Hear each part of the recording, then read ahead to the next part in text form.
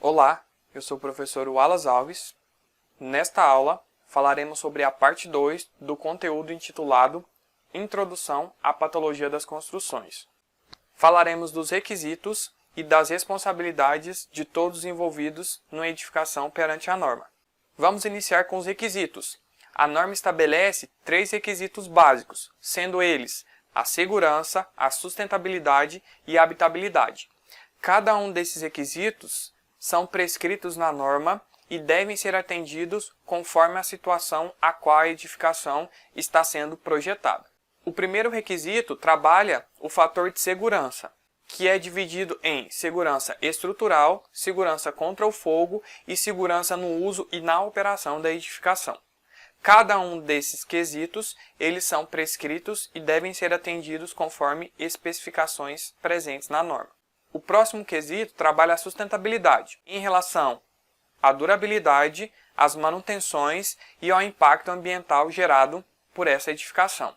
O último quesito trabalha a habitabilidade, ou seja, as condições que garantem o conforto do usuário perante a edificação. São analisados a estanqueidade, desempenho térmico, acústico, lumínico, saúde, higiene e qualidade do ar, funcionalidade e acessibilidade e conforto tátil e antropodinâmico. Todos esses quesitos estão prescritos e devem ser atendidos conforme padrões estabelecidos na norma.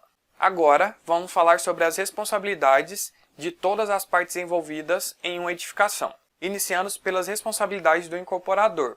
O incorporador é a empresa que faz o investimento do capital monetário para que o empreendimento possa ser executado.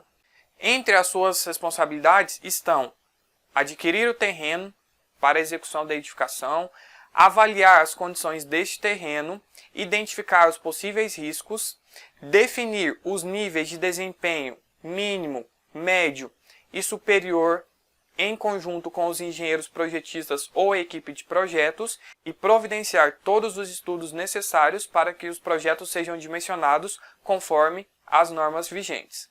Já o construtor, ele tem responsabilidade de garantir que o sistema tenha o desempenho desejado, ou seja, a execução ela precisa ocorrer de forma como foi planejada para que o desempenho requerido em projeto seja estabelecido após a sua execução.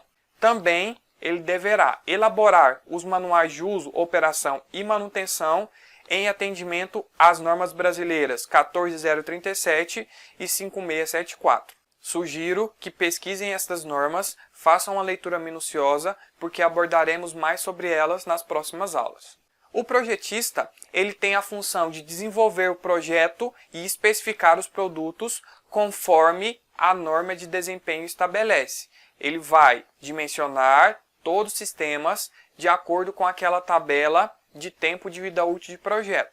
Se eu estou trabalhando no projeto estrutural e o nível de desempenho é intermediário, o mínimo estabelecido pela norma é de 63 anos em relação à vida útil de projeto. Já o fornecedor de insumo, material, componente ou sistema, ele irá indicar a vida útil desses componentes e também formular o manual de usuário ou de uso para que o engenheiro projetista consiga aplicar da melhor forma o seu produto ou componente no projeto que está sendo dimensionado.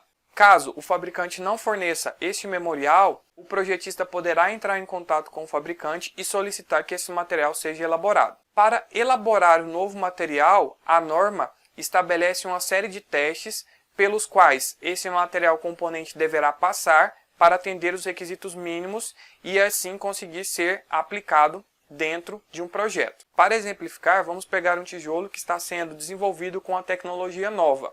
Ele precisará passar por uma série de testes para que atenda o desempenho mínimo requerido e assim possa ser aplicado dentro das edificações. Um dos testes por qual esse tijolo passará é o teste de solicitação de cargas.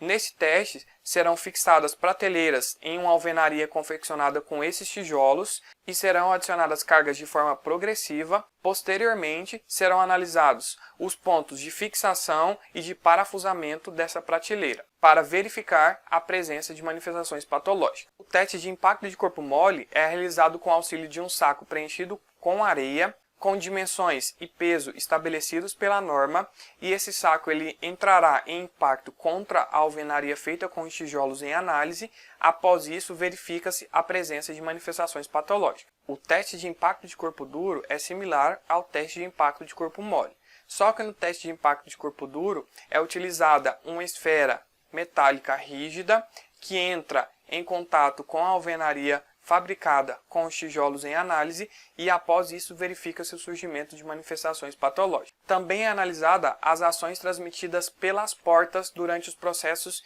de abertura e fechamento, que provocam vibrações. Analisa-se o surgimento de patologias com diversas intensidades de fechamento e abertura dessas portas. Outro fator importante é analisar a segurança contra incêndio. Analisa-se se essa alvenaria feita com tijolos que estão em análise consegue manter as chamas dentro do ambiente, e também o quanto esses tijolos mantêm as suas propriedades quando solicitados à ação do fogo. A estanqueidade também é analisada com a simulação de uma chuva nesta alvenaria, e verifica-se a penetração de água da fachada externa para a fachada interna. O desempenho térmico é analisado conforme especificado na norma. A alvenaria ela precisa conseguir manter a temperatura agradável dentro do ambiente onde essa está sendo instalada.